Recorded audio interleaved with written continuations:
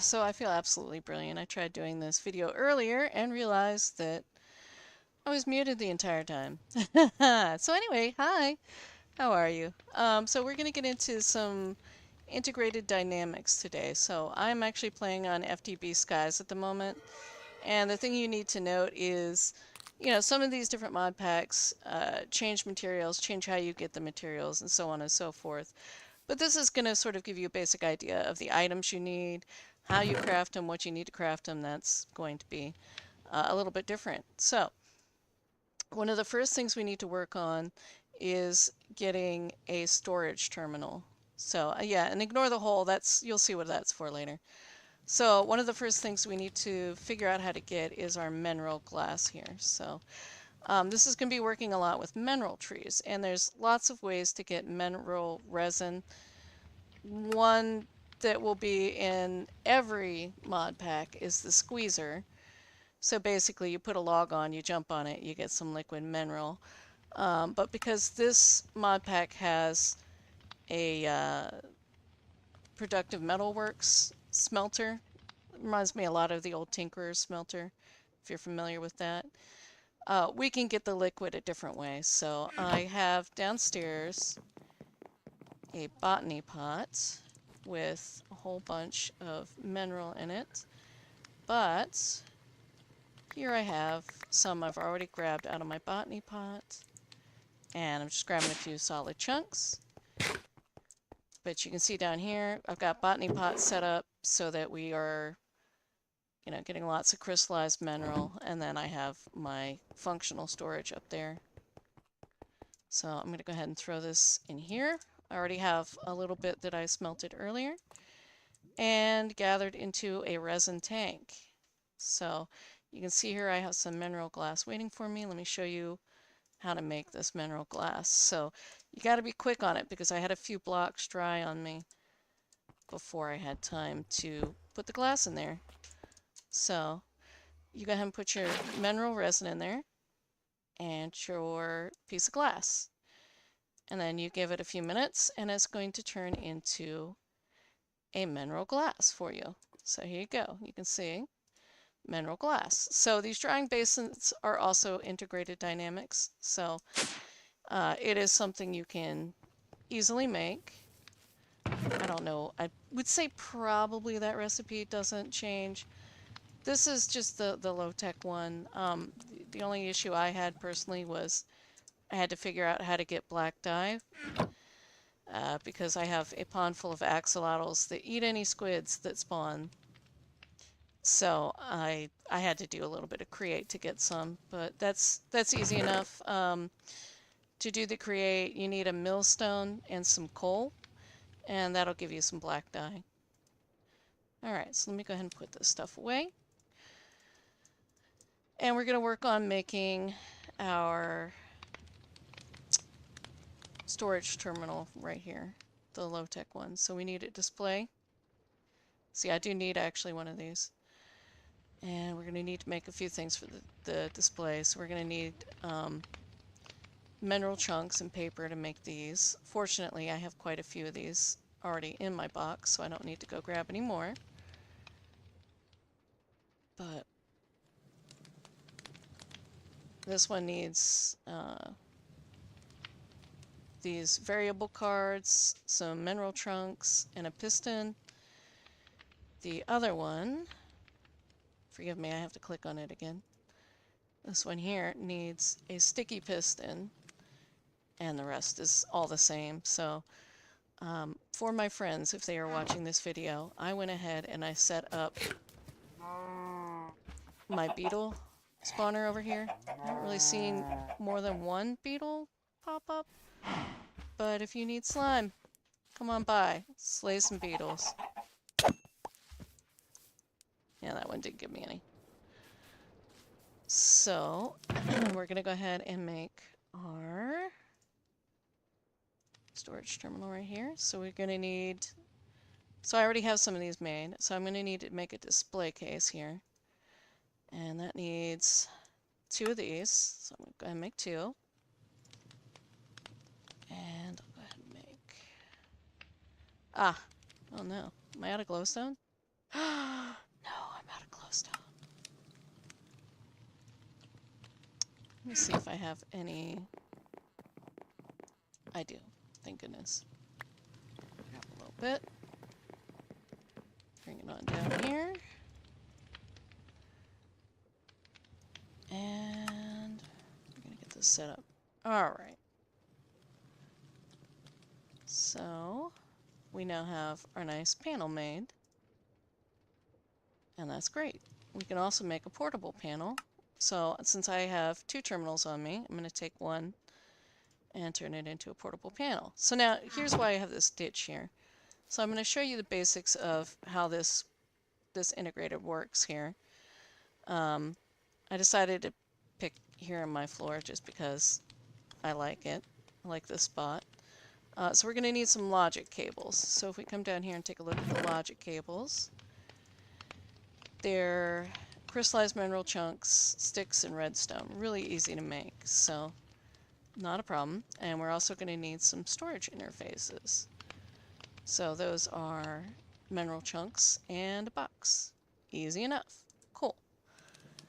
So what we're going to do is, I think I want somewhere with a good view for my terminal. I may even move it to over here once I get some facades, because I don't really want to see it. It's not attractive. So we're going to go ahead and put that here.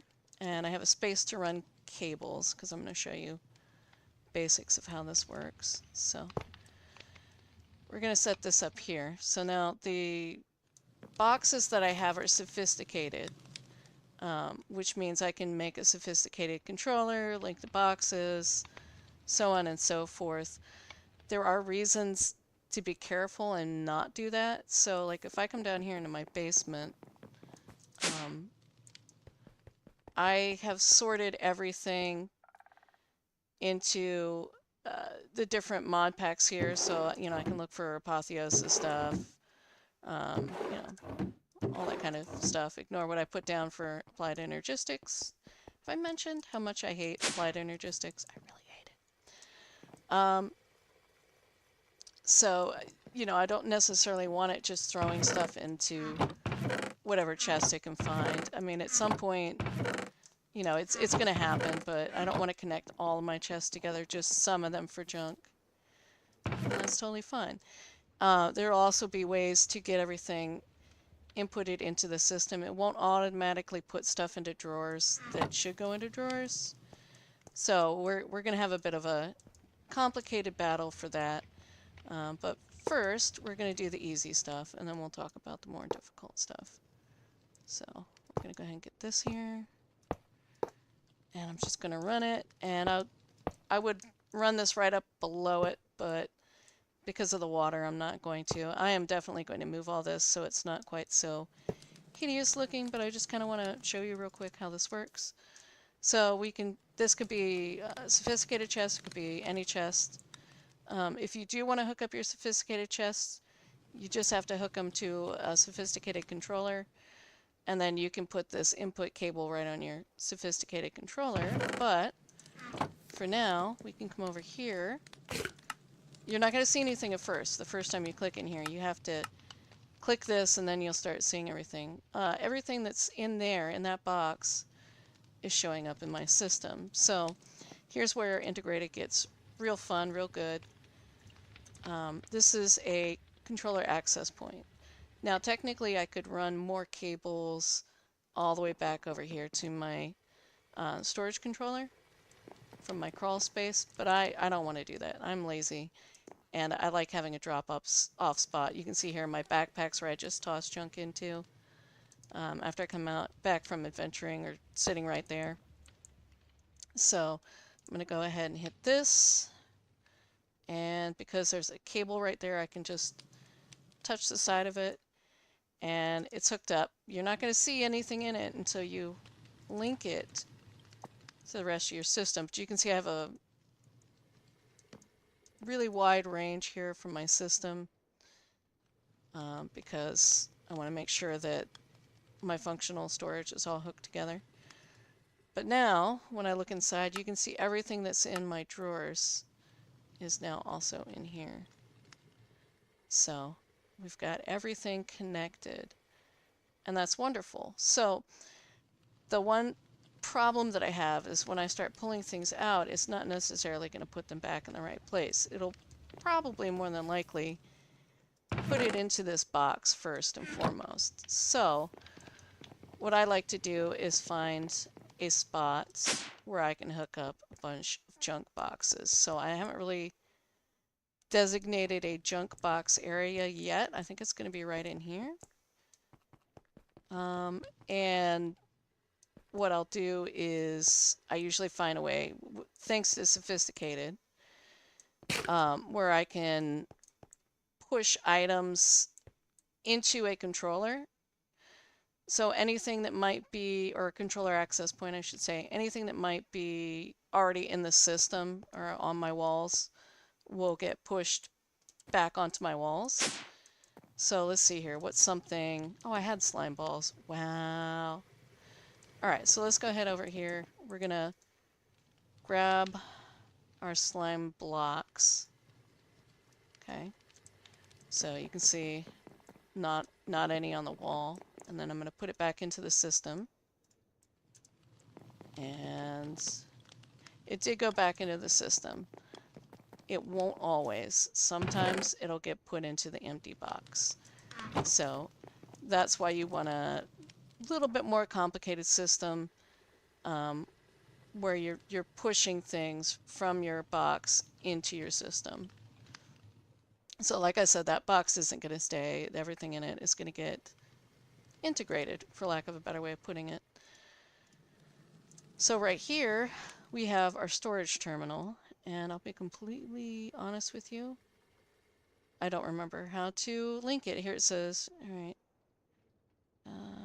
right-click on an omnidirectional controller to link. Okay, so we're going to need to work on making an omnidirectional controller. Now this is not going to be as easy. It's going to want crystallized chorus chunks. Now there are sometimes ways to make liquid chorus fruit depending on your mod pack with something other than chorus fruit. Like here, this proto chorus fruit is going to be pearls and mineral berries, and we can do that. We don't have a ton of pearls, but we do have enough that we can make some of these here. So let's see, I'm not sure how many we can make. So yeah, down here's our crafting grid. Let me just pull a couple out like that. So let's see what we can do with this. So we need to make our liquid chorus. Pretty sure it said I can make the liquid chorus. Yeah, I can smelt it in this thing, my item melter downstairs. So we're going to go ahead and do that. Get our nice liquid chorus. So I'm going to go ahead and break this for a sec. Put this down here. Oop. Trying to change the push-pull on it. Let's see. Okay. So then we're going to go ahead and throw our liquid chorus fruit in and let that get smelted.